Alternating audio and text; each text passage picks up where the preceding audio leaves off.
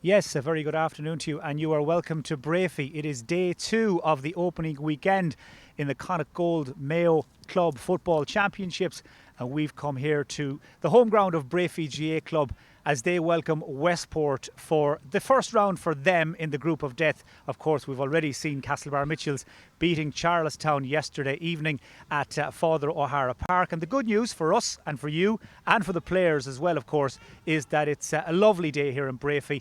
No rain.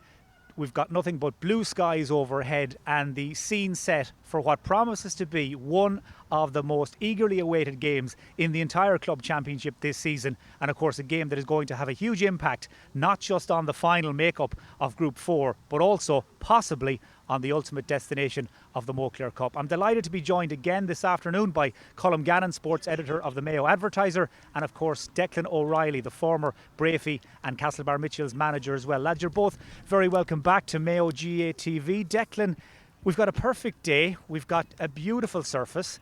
All we need now is a game to match the occasion. And on the face of it, when you look at the match programme and you look at the calibre of club footballer and indeed inter-county footballer we have on show today, it has all the ingredients, hasn't it, for the star billing that it's been given in the build-up. Yeah, it's very much an eagerly anticipated game, Mike. Really looking forward to it. I presume everybody that's associated with Mayo GAA, this is the standout tie of the round, I think. You've already, I suppose, mentioned the group of death, but all groups are very competitive, as we saw last night, for instance, with Mahamore drawing with Ballintubber. But this group is a standout alone fixture. This is really, I suppose, it has everything that you want from it. It has two teams that are both looking to win their first ever county title. Now, this is only the very start of it, but it's a really good place to start, and it will determine really, I suppose, the makeup of the group going forward from next weekend, where there's two more eagerly anticipated fixtures. Westport have been the standout underage team in the county over the last 4 to 5 years, claiming both minor and under 21 titles, and a lot of those young players are on show here today, and in particular they have a lot of players that they moved up to the forward division. And we're, as I said last night, here in Mayo, and from a Mayo coaching point of view, we're really excited about good young forward talent that can play to a system, that can make good decisions on the pitch, that can score, that can win their own ball, and they can be honest. Westport have them in abundance. Breaffy have their county stars, as we know. They have the O'Shea's and they have Robbie Henley, but they've an awful lot more. They have Matty Rowan in the middle of the park, and Breaffy are coming. They're season campaigners, and they're going to want to win. They're going to want to set down a marker here today, and they're going to want to let people to know that they're a real force to be reckoned with. They've had a disappointing season or two, and they're looking to get back on track today. It's a really difficult one to call, but hugely anticipated, and really looking forward to it, Mike. Yeah, we're going to hear a lot more from Declan over the course of the afternoon. Of course, he's not just a former club manager and indeed Mayo minor manager as well. He's also the current Mayo GAA coaching officer, and Declan on co-commentary duty with us. Colm Gannon, I introduced you as the sports editor of the Mayo Advertiser, but of course you're also a Breaffy man. Indeed. I see Breaffy 1 to 2 favourites to win. What do you make of those odds when you see them? Well, no more than yourself, Mike. You're doing previews during the week. This was the game I had the hardest one to call. I think 6 times I changed who I thought was going to win for it. I finally settled on Breaffy. I think maybe their greater experience might show out in the end. But you have to look at this Westport team, as Declan said. They're a very, very young team. But they're a young team with a lot of experience. They're a very promising team. They've won lots at underage. You have the likes of Fionn McDonough and Oisin McLaughlin and Rory Brickenden at the back. They're a coming team. They'll be very disappointed how they went last year in the championship. They finished bottom of the group after the year before, getting to a semi-final, went to extra time against Breaffy in a classic game in Castlebar. So they're going to really look to come back. You've got the likes of Lee Keegan there, who's going to be a massive influence in the game, and it's going to be really interesting to see how it shapes up. I think it's going to be very, very tight. I think it's going to all come down to probably the last 10 minutes of this match, and I think free taking can be very important, and goalkeeping can be very important. Two very good goalkeepers here. Paddy O'Malley, obviously, I think he's still with Roscommon, was under 20 goalkeeper of the All-Ireland final with Mayo. You have Robbie, who's in with the Mayo team for a long time. Both them are long-range free takers. We could have seen it come down to one of those two having a pop at the end, just the outcome of this match.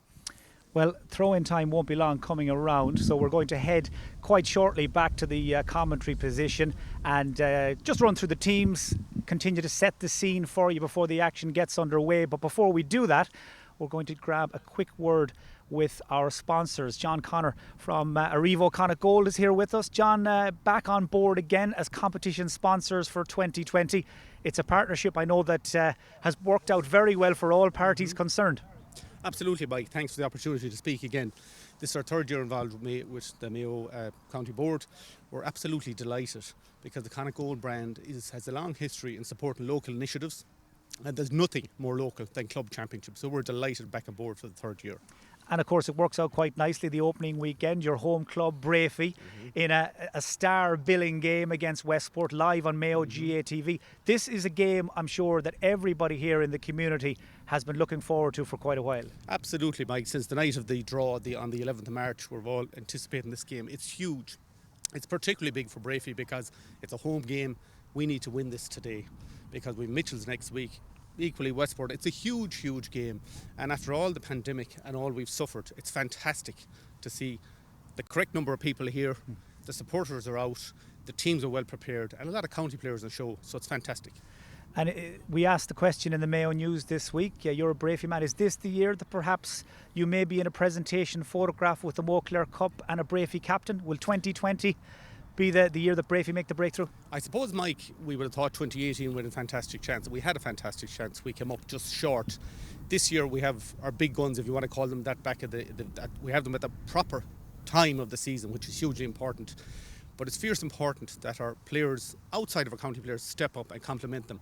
If they do, I think we've a fabulous chance. However, it's about today. It's not about a county final. It's about winning this game today.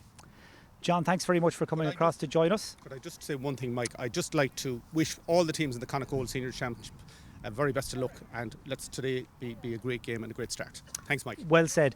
And from our sponsors, and John Connor representing Connacht Gold, let's hear a message from the competition sponsors now before we get underway.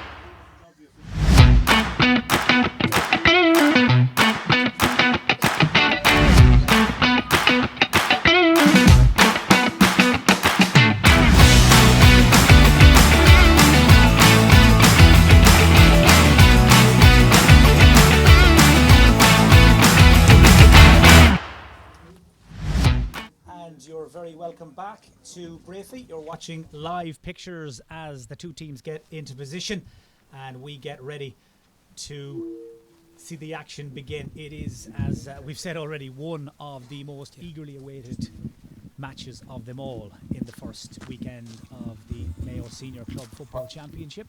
Well, Chico Park, Breaffy and Shaw. A couple of our here and team. Welcome to Breaffy. Bit of a hiccup there, seemingly, according to the sounds. One change on the Breaffy team, number 18, Keith Chrome replaces number 11, Stephen McDermott. On the Westport team, there are a number of changes. Right cornerback, Niall McMenamin comes in for Brian McDermott. Left halfback, Luke Tunney replaces Ben Dunn, wearing number 17. Number 20, Patrick Lambert, is at right half forward, replacing Oisin McLaughlin. And replacing Shane Scott, number 11, is number 19, Mark Moran. While one change in the subs for Westport, number 25, Shane Garrity, replaces Pádraig O'Hare. Final word, remember the social distancing and everything related to it. That was the voice of Sean O'Gallagher, or Donal O'Gallagher, I beg your pardon, just filling us in on the changes before the game gets underway. We'll confirm them for you shortly. We're going to pause now though for our own Naveen. Breaffy and Westport players already in position.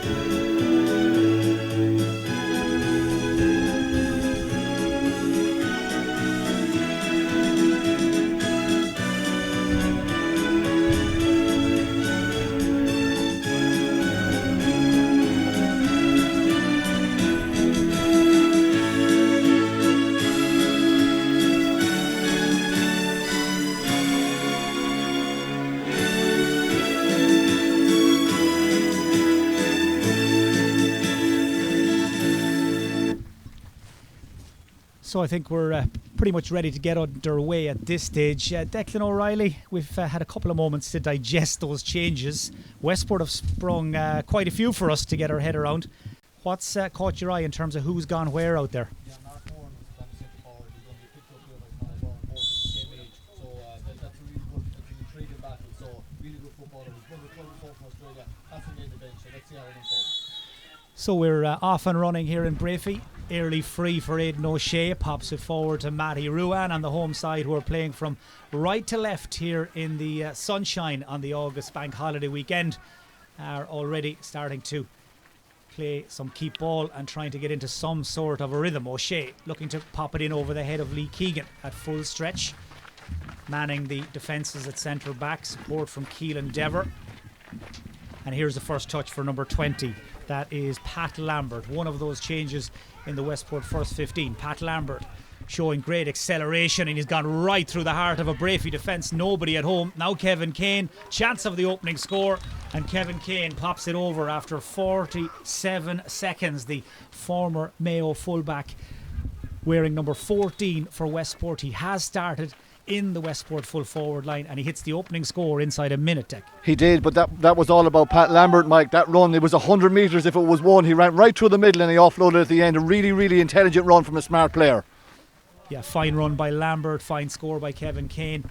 And Westport, who are the 2-1 outsiders coming into this game, they are out in front after about a minute of play. They are thereabouts. Fionn McDonough, first touch for him. The Mayo County panellists, kicks it to his teammate in the county colours, Matty Ruan, looking for Colm Flynn, and that ball is out over the line here just in front of us. Possession is back to Westport. Man on the ball is Niall McManaman, captained the club to a county under 21A title a couple of seasons ago. Drives it forward. He's looking for Mark Moran at centre forward, cut out back there initially by Ruan. Support from Conor Byrne, and here's Conor O'Shea to his older brother Shamey, turned 34 on St Patrick's Day, the Breaffy number 6. Now Keith Mulcrone, Robbie Fadden, as Breaffy try to play themselves out of trouble and out towards the Westport half of the field. Shamey O'Shea again, picked at centre back by the Breaffy joint managers Peter Ford and Shane Conway. Here's Conor O'Shea, drives it long in towards the bomber Aidan on the edge of the square, and Aidan O'Shea is pushed over and fouled by Rory Brickenden, and that will be a free into Breaffy. So in these first couple of minutes, Aidan O'Shea has stayed at the edge of the square. Westport have decided to send Rory Brickenden with them, and this is it's going to be a real test for the young Westport fullback. Well, I think, Mike, that it's Lee Keegan that's picking up Aidan O'Shea, and I think it was Lee that caused that foul there. It looks like that Aidan is going to be at the edge of the square. One of the big issues with Breaffy over the years is where to play Aidan O'Shea. He has to, for Breaffy to play well, he must play well. For me, I would 100% put him on the edge of the square, stop him coming out, put him in there and see what damage he can do, and I think we're going to see himself and Lee Keegan shaping up what a battle that's going to be. Yeah, you're dead right, Dick. Good spot. Lee Keegan has in fact moved on to Aidan O'Shea, and we were expecting that to happen. I thought initially, like Westport, were going to let things settle down, let Rory Brickenden have the first ball or two, but turns out that Keegan has gone with him.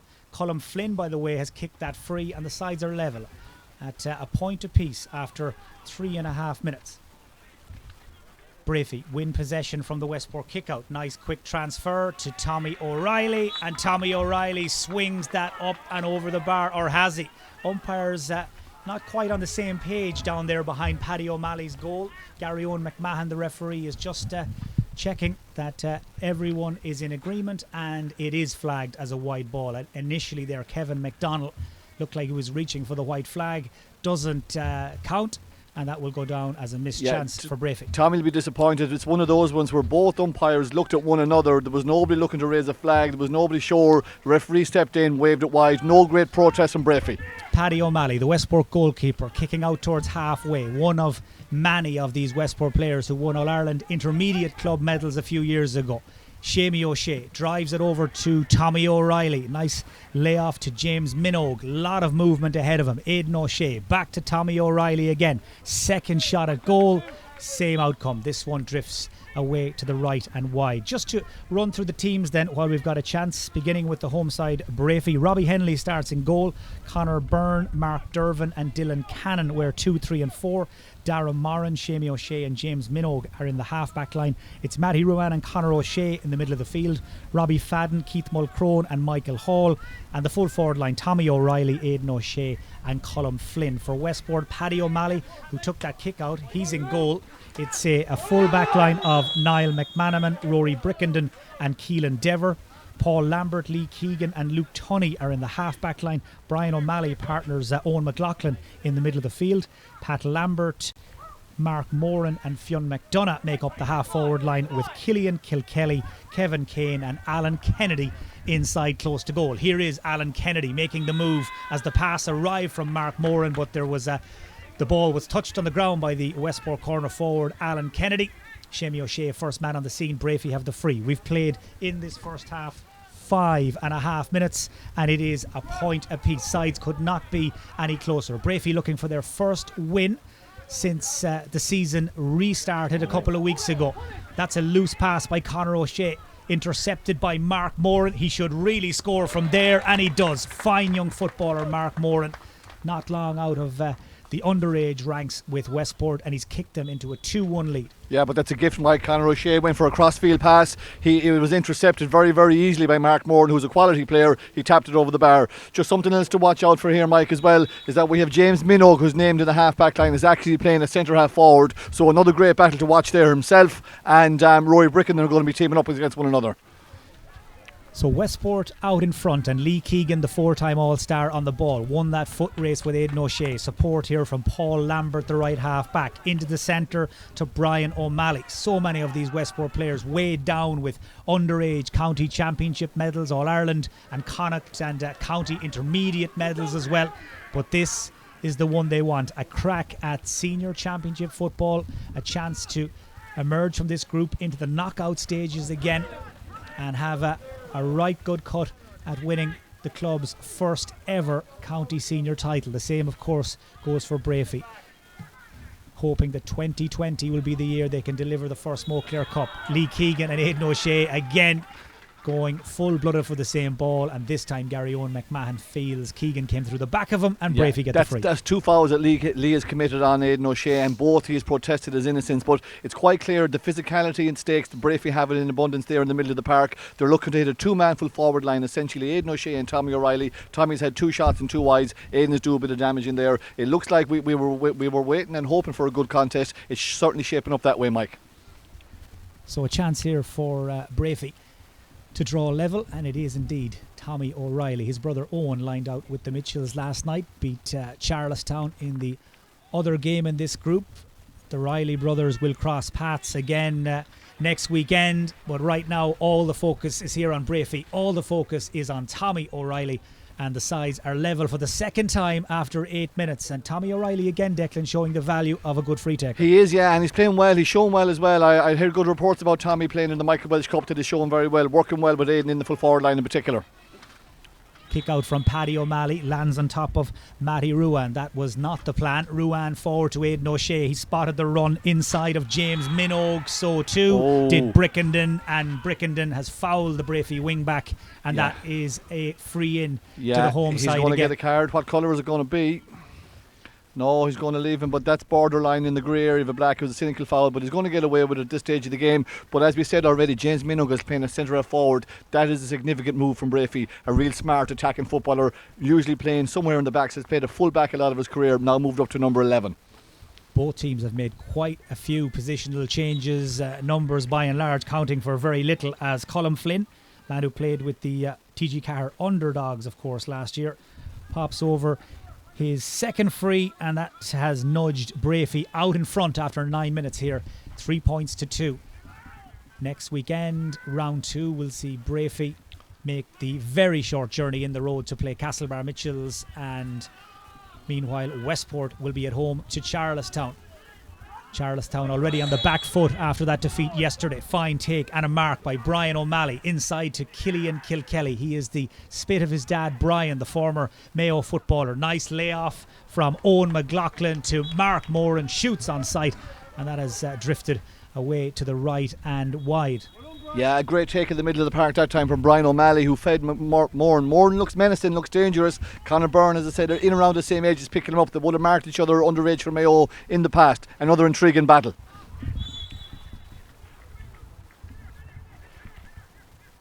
Possession in the hands of James Minogue. He's wearing 7, but as Declan flagged, he's currently stationed at centre forward for Breaffy. This is Michael Hall, All-Ireland Under-21 winner 2016, wrapped up very quickly by Rory Brickenden, and Hall not releasing, and extra yardage for Westport. Brickenden wants to get on with the game.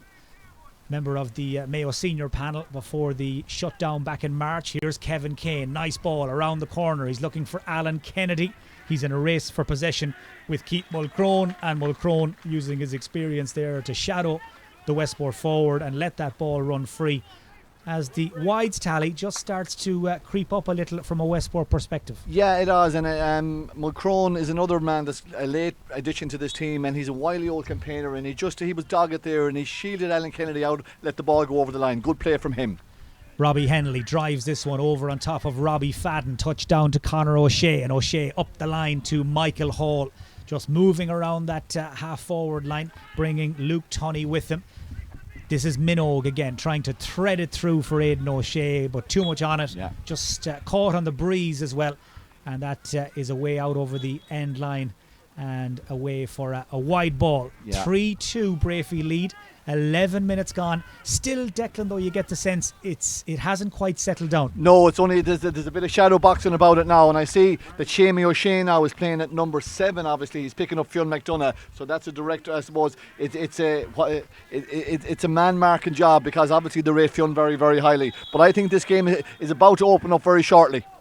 A lot of good tussles going on all over the field, but one that just caught my eye there a moment ago is Kevin Kane, the Westport full forward, and the Breaffy fullback Mark Dervin, as Westport try to make some ground. Mark Moran pulls on the loose ball first time after the initial spade work was done by Owen McLaughlin, and that shot flies away to the right and wide. But they are two superbly conditioned teams. They're in great shape, and off the ball there is some amount of sorting out being done and jostling for position, and I see no surprise to see the linesman Martin Welsh going in to have a word with Gary Owen McMahon, because there's as much going on off the ball as there is on it. I think that was about getting Robbie Henley to change the jersey. I think there was a conflict of the blue jersey with the Westport. It was flagged by Charlie Lambert here on the Westport side. I think it's a fair call. So Robbie he's putting on an orange bib, it looks like now, which he'll stand out. I think we're going to be able to pick out Robbie Henley anyway. Good spot by Charlie Lambert, the Westport chairman. Robbie Henley, freshly kitted out in a training top, and that kick out has found its way only to Fionn McDonough. Now Breaffy are backpedaling as Fionn McDonough cuts through.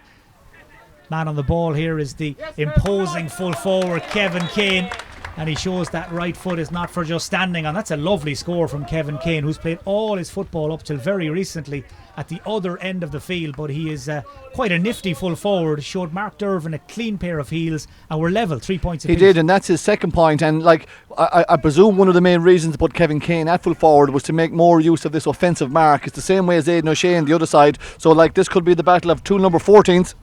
This time Henley goes right down the centre. He was looking for James Minogue, just over his fingertips. Across comes Luke Tunney, and here's Keegan, 2016 Footballer of the Year, one of the greatest to ever wear the Mayo jersey. Kevin Kane drifts out from full forward, calls the mark, and that was a very clever piece of play by Westport. Kane is going to take this quickly. He spotted the run inside of Killian Kilkelly. Alan Kennedy just slipped at the crucial moment, and that allowed Breaffy to nip in, win the loose ball, and away goes the cornerback Conor Byrne, driving it forward, looking for Aidan O'Shea, but that is not the kind of service the big Breaffy full forward is looking for. No, and that was out to the wing anyway. It wasn't really in front of goal. It was too far to the right of Aidan. It went harmlessly over the wide. Breaffy would expect much better delivery than that.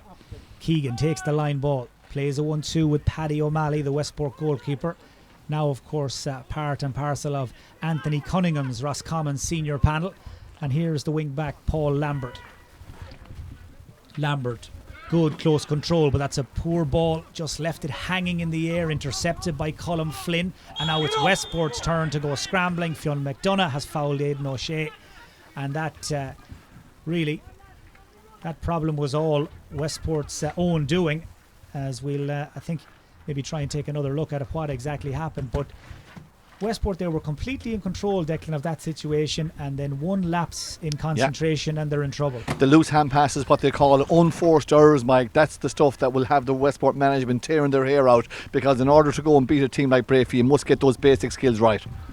Here's Colm Flynn, man who transferred down from Ballymahan in County Longford for last season. And Colm Flynn has just swung over a beautiful point. That's his third point, all from frees. I gather he was very impressive against the Stephenites in the Michael Welsh Senior League last weekend, and he has forced his way into the Breaffy first 15 as Gary Owen McMahon blows for the first water break of this first round club championship game. Declan, a quarter of an hour gone, Breaffy 4-3 in front. Is that a fair enough assessment of what we've seen? I think it is. I think Breaffy have playing with a breeze. I think it's a bit more than the slight breeze. You could see in that kick that sailed over the bar there, it carried heavily in the breeze. So I think Breaffy are happy enough. So would Westport be, though. I think, as you alluded to earlier on, Mike, there's a little bit of shadow boxing going on here. Both teams haven't thoroughly opened up yet. I think that will happen, but it's been a very good game so far. I recall last night in the water break when Charlestown were on top that time, they didn't want the water break to arrive. It's suited Castlebar Mitchells who got a chance to regroup and to finish strong in the last 10. It'll be interesting to see what happens here in the last 10 minutes. Colm Gannon from the Mayo Advertiser, what have you made of what you've seen so far? I suppose it's been a very tough physical game so far. Breaffy leading by point. All their points have come from frees, which I suppose Westport will want to try and improve their discipline on that. For Westport, two of their scores have come from mistakes by Breaffy. One where Conor O'Shea gave away a ball, another where Robbie Henley took a kick out that was intercepted. So they're going to try and make sure they don't let that happen again. I suppose the interesting battle, I suppose, is the two big men inside for both sides, like with Kevin Kane in there for Westport. I don't think many expected, when we looked at the programme, saw a number 14 actually playing there, but he's playing very, very well and giving a good run out at Aidan and Lee Keegan. Like, Aidan's been fouled 3 times for frees that Breaffy have converted, so they'll be happy enough with how it's working. So it's been very, very interesting so far, and we're going to look forward to see how the next 15 minutes go. As Declan said, the water break is the thing, like, you know, it kind of brings a very unnatural end to the stop the proceedings for a few minutes, so it's how the teams react and are able to get back at it.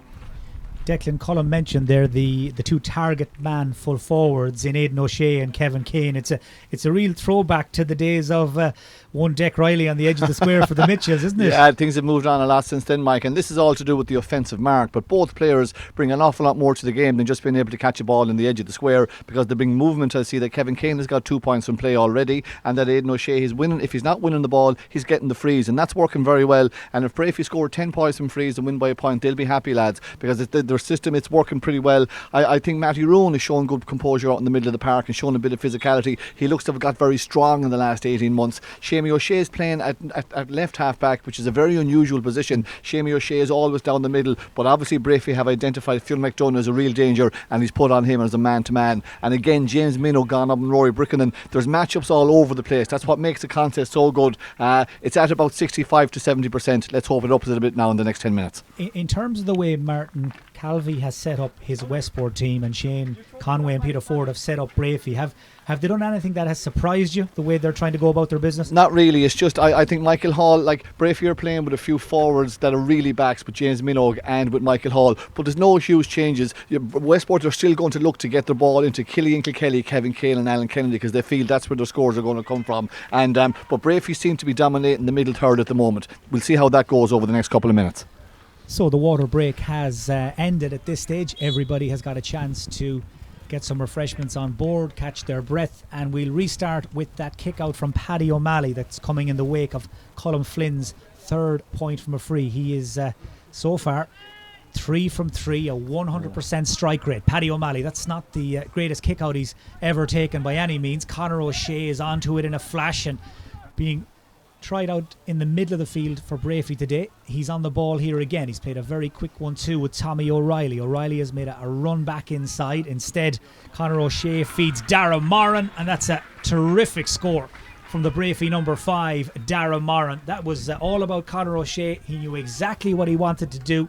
He was involved in the move twice, and Breaffy have opened up a 2-point advantage. Yeah, they'll be happy with that. Their first score from play, that was about Conor O'Shea, who's actually doing quite well in the middle of the park, linking up with Tommy Riley, fed it back to an off-the-shoulder run from Darren Maron, who kicked with the left foot smartly over the bar. So Breaffy 5-3 in front now, as Westport and Brian O'Malley claim possession in the middle of the field. He's been involved in a lot of their best work so far. Here's Fionn McDonough, man who's done so much good work in his short Mayo career so far. Dangerous ball to the back post. Kevin Kane! Oh, he's managed to sneak it in. Kevin Kane has struck again. Now he's injured himself in the process. Let's take another look. It was Fionn McDonough to Mark Moran. Delicious ball to the back post, and Kevin Kane absolutely buried it.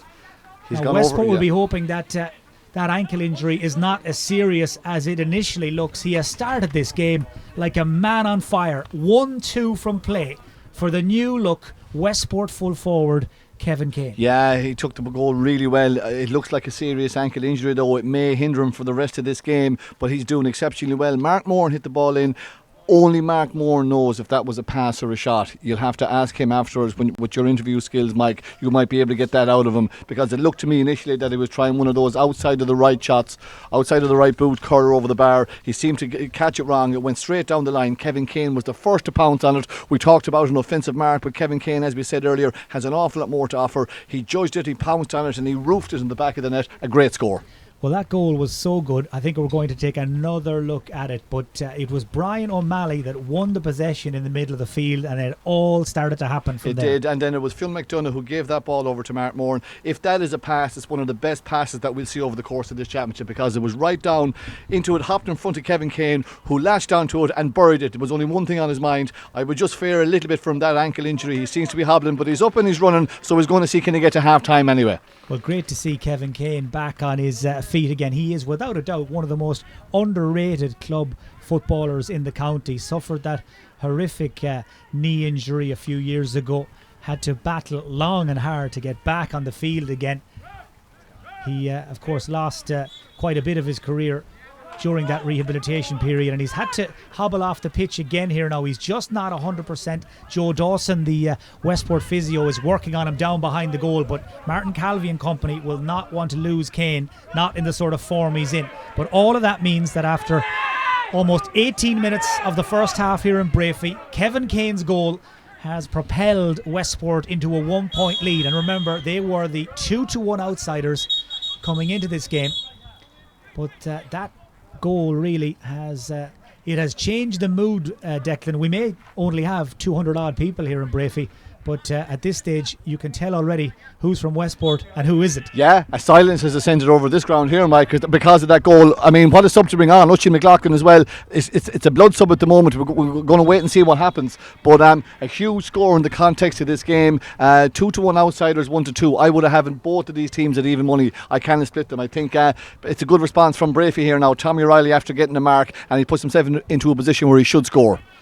As Declan said, what a sub for Westport to have to bring in. Oisin McLaughlin, man who scored the 2 goals at Croke Park in Westport's All-Ireland Intermediate final win. He's in off the bench, albeit as a temporary blood sub for the minute in place of Kevin Kane, as Tommy O'Reilly swings over the point from the mark. We are level again here in Breaffy. 1-3 plays 6 points, and it's every bit as close as that scoreline would suggest. They have given as good as they've got, these two teams so far, as Lee Keegan decides to take Aidan O'Shea for a bit of a run here on this near side. Pass forward intercepted by Matty Ruan. He's under pressure from Mark Moran. Support from in behind and Conor Byrne, and the free man on the far side is Robbie Fadden. That was nicely done by Breaffy as they worked their way out of trouble, and Seamie O'Shea takes over. Fionn McDonough across to try and close him down, but O'Shea has the physical power to break the tackle. Forward to Tommy O'Reilly. He's there just in front of Paul Lambert. He's a very tricky corner forward, is Tommy O'Reilly, trying to get away from Lambert. The wing back Darren Moran has stayed forward in support, and Breaffy will recycle this ball and go all the way back into their own half of the field now with Conor O'Shea, as Westport drop back 13 men behind the ball and just put pressure on Breaffy and force them across the field. Aidan O'Shea to his brother Conor, and Aidan again into the corner to Colm Flynn. Here's Aidan O'Shea once more. Keegan shadowing him as always, as Dylan Cannon gets a touch and is brought to ground, and Breaffy get what they came for. They waited, they were patient, they went from the right wing all the way across to the left, and they draw the foul. Yeah, and in the modern game you have to be able to mix it up and match it, so more or less they've gone direct for the first 25 minutes into this game. In that time Westport had the defence flooded, so Breaffy had to recycle from left to right, back to the centre. They were very patient. It was all about Aidan O'Shea. He was involved in all of those moves, and that sets up a nice free here for Breaffy, who they should convert. This looks like a fairly straightforward one for Colm Flynn, and indeed it is. He has been striking the ball beautifully in the first 20 minutes. 4 from 4 now for the Breaffy number 15, and it's enough to edge them ahead again. Yeah, but it's a good response from Breaffy. They had gone 2 points up, and then they got hit with a sucker punch in that Kevin Kane goal, and Breaffy just show a bit of a composure and a bit of, I suppose, experience. They've come back and they've got the 3 points to nudge ahead again by 1 point. Still no sign of Kevin Kane just yet back on the field. He's being worked on, I think, down behind that goal, as Paddy O'Malley's kick out for Westport once again has found its way to a Breaffy man. They are certainly having their fair share of joy in terms of cracking the Westport kick out. Michael Hall over to the far side towards Tommy O'Reilly. Just got a little nudge there from Paul Lambert. Gary Owen McMahon happy enough. Yeah, I think it was a fair call, Mike. And Paul Lambert goes back to pick it up again. He's got pace to burn. Lambert uses it here just very sparingly. Now Brian O'Malley just left that ball sitting out in front of James Minogue. That was enough to allow Minogue in to steal it back again. And Westport have lost the ball in the tackle. Conor Byrne gives it across to Michael Hall once again. Getting on a lot of ball out around that middle third. Aidan O'Shea out in front of Keegan. Keegan just letting O'Shea know he's there. Ball runs free. Scooped up by the Westport number 20. That's Pat Lambert. And Pat Lambert is fouled as he tried to come out with that ball. There's going to be some extra yardage, I think, for descent. Yeah. And Lambert wants to get on with the game. Man moving ahead of him is Owen McLaughlin, another man we saw in action with Mayo during the early stages of the National League. Nice ball across to his county and club teammate Fionn McDonough off his right. It's a Fionn McDonough special snapshot, and it's just dropped away to the right and wide. Westport just trying to open Breaffy up on that left wing, but too much pressure on McDonough. Couldn't quite wrap his foot around that ball. Remains a Breaffy lead. It does, and I think the tactic of putting Shamey O'Shea and man-marking job on Fionn McDonough has worked for Breaffy. Clever kick out by Henley, leaves it in front of Matty Ruan. Henley, who has fished out a white Breaffy top during this first half. I think a little chilly deck perhaps for the training vest.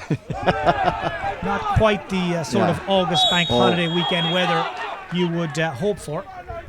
James Minogue with the free right here in front of us. He's going to go long and direct in towards O'Shea. Breaks in behind the full forward and the Westport fullback, as it were, Lee Keegan, and taken away by Brickenden. Man who was wrapped up there was Pat Lambert. Breaffy, I think, happy to foul Westport at source, not let them build from the back, give the Breaffy defence a chance to get reorganised. That's a foul on Mark Moran. Moran takes it quickly. Again, there's a lot of movement. There's a lot of pace in this Westport attack. Fionn McDonough. Keegan has drifted upfield to join the attack. Keegan breaks the tackle, gets the shot away, but he's dragged it over to the right. Henley will keep it in, and Shamey O'Shea will complete the clean-up job. But it is another chance for Westport that has come and gone. Yeah, and Lee likes to get forward, but he's had 2 goals now and he did no joy so far. He'll be disappointed with that, set by his own high standards. Westport coming into this game in fine form. 2 wins from 2 games in the Michael Welsh Secondary Senior League. Breaffy, well, they had to be content with a draw on the first day out against Gary Moore and beaten last weekend by Ballina Stephenites. But this is the real deal now. This is the serious business of championship football. A win here would give one of these teams a huge step towards their ambition of making the quarter-finals, as Killian Kilkelly clips it into Alan Kennedy. Kennedy, quick look around, drops it in around the edge of the square. Oisin McLaughlin just couldn't get there, and in the end it was neither a pass nor a shot, and that move ends in quite a disappointing It fashion. would. I'd give a bit of credit to Colin Flynn, though, who's already scored 4 from frees there. Did he got back and he tracked and he held off the man to let that ball go harmlessly wide. He worked hard there from corner forward. He ended up right back in the other end of the pitch. He did quite well. He looks like an honest type of player. So we're 25 minutes into the first half here in Breaffy. You're watching the first round game in the Connacht Gold Mayo Senior Club Football Championship. And wherever you are watching today, why don't you get in touch via any of our social channels. Let us know where you're tuned in from and whether you're behind Westport, Breaffy or just an interested neutral. That's a lovely ball from Kilkelly in front of Alan Kennedy, and Kennedy was fouled by the defender there, Dara Moran, and Westport get the free. Yeah, Kennedy did well. Like, it was a great ball down the middle, though. That's what made it. And the breeze, I think, seems to be picking up a bit, Mike. Yeah, so okay, that's Kevin Kane in the centre of your picture. Still, I think, hoping against hope he can get back in there. Just looking at him there. Looking at him originally, Mike, it looked like it was a very difficult ankle injury to come back from, particularly in this game. But they certainly haven't given up any hope on him. And with Amanda's after scoring 1-2, why would you? So 26 minutes gone. Fionn McDonough, chance to tie this game up again. And I'm not quite sure what exactly went wrong there, but Fionn McDonough from point blank range has missed the target. He was trying to get it up into the wind and curl it over from left to right. He just got under it and it went harmlessly wide. A poor finish. A couple of scores to give you from some other games around the county. It's full time in the Intermediate Championship. Mayo Gaels have beaten Ardnaree 2-10 to 11 points as Fionn McDonough feeds Lambert, and that is Pat Lambert who comes flying through to flash that score over the bar and put Westport back on level terms. Again though, Fionn McDonough, Declan, who's coming more and more into the game, a central figure. Yeah, the last 5 minutes in particular, he's been growing into the game, and I think where Breaffy are struggling really is on their own kickouts. Westport have won 3 out of the last 4. Another full-time score for you from the Intermediate Championship. It's finished Hollymount Carramore 15 points, Park Keelogs Crimlin 11 points, and latest score from the Senior Championship, Ballina-Stephenites lead Kiltane by 6 points to 1. Back here in Breaffy, we're heading towards the half-time whistle. Breaffy are heading towards the Westport goal. It's Big Aidan O'Shea's gone down. It is a free-in or penalty. Gary Owen McMahon is signalling for a free. But Declan, that looked like very much that Aidan O'Shea hit the deck inside the square. It looked to me like it was a penalty, that he's given it as outside the box. The divot is there just on the line. It's a tight call. He's gone for the 13-metre free, I think. Well, that is a very, very tight call. Free to Breaffy is the decision. Well, there couldn't have been much in it. Aidan O'Shea's momentum taking him towards the edge of the large parallelogram. Gary Owen, he was closer than we were. He felt O'Shea was fouled just outside the square. The divot would suggest that. He certainly fell inside the square. No doubt about that. Free given and converted. It looked to me here from the sideline, looking at it live, that it looked like it was going to be a penalty. But looking back on the replay, I think Gary Owen McMahon might have got a marginal call just about right.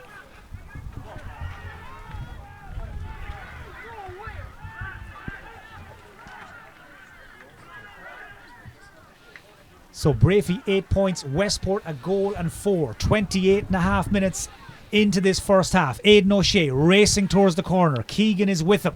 Colin Flynn demanding the pass. O'Shea instead decides to clip it forward towards James Minogue, who goes down under pressure from Brickenden. No free. Gary Owen McMahon waves it away. Happy enough. Again, difficult to tell if he fell or was pushed. Breaffy claiming it was a free. Referee not interested.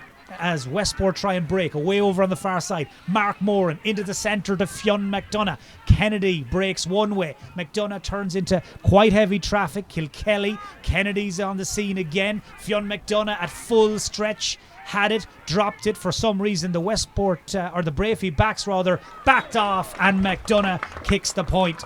Well, you expected Fionn McDonough there to be swallowed up when he gathered that ball. Instead, he had more time than he realised, and he kicks the point, and he kicks Westport level. 1-5, plays 8 points. Yeah, but you called it, Mike. He's grown into the game, and particularly in the last 6 or 7 minutes, he's got lots of possessions. A lot of the good footballers now from Westport coming through Fionn McDonough. So level again here in Breaffy. Absolutely nothing between the two teams. Luke Tunney plays it forward into the corner. This is Mark Moran. trying to make something happen, looking for perhaps a second Westport goal. Kennedy out in front, and Alan Kennedy flashes that shot over the bar. The Westport forward line now are starting to hum after a slow enough start. Now, Declan, they're into their rhythm. Yeah, that's the type of score that we would have expected from Westport, that we've seen here before from all their underage ranks, where we have Kilkelly involved and Kennedy and more. And that ball, the 1-2 out the middle, the run through, right down the heart of the Breaffy defence, right through the D, a turn and a pop over the bar. A great score. That's the type of football I expected to see from Westport, and do expect to see in the second half. So Westport 1-6, Breaffy 8 points. That's the state of play right now. Westport coming with a quick fire burst of scores here to take the lead again. Minogue. Westport claiming that ball was picked off the ground. It certainly looked like it from here. Again, no free. O'Reilly gives it to Matty Ruan. O'Reilly wants the return and gets the return. We're into stoppage time at the end of the first half. Michael Hall in towards Aidan O'Shea. They were looking to release the big full forward. Keegan was breathing down his neck, and it's almost a metaphor for what we've seen from this entire first half. Yeah. Both teams haunting one another from first minute to last as the half-time whistle blows, with Westport, the outsiders, leading, Declan, 1-6 to 8 points. What a first half. Yeah, and just as a final whistle went, just on that, when Breaffy looking for a free for Lee Keegan on Aidan O'Shea, no free given, one of the loudest cheers of the day went up from the Westport supporters. They're in a happy place. They believe that they've played against the breeze and they've done very, very well. It's an intriguing game of football. It's a real high quality game. You've already alluded to it, Mike. The physical, I suppose, attributes for all of the fellas on both of the teams, really outstanding. Both extremely well conditioned teams, some lovely football being played. I feel Westport grew into that half as it went along. Their football, all the underage football that we talked about, that we associate with this Westport forward line, you could see that coming to fruition in the last couple of minutes. And one thing for sure that I know, that if you give the Westport forwards room to play, they will play and they will score and they will hurt you. Well, you're going to hear a lot more from Declan and Colm Gannon in just a moment, but first we're going to try and catch our breath and hear a quick message from our sponsors, Connacht Gold.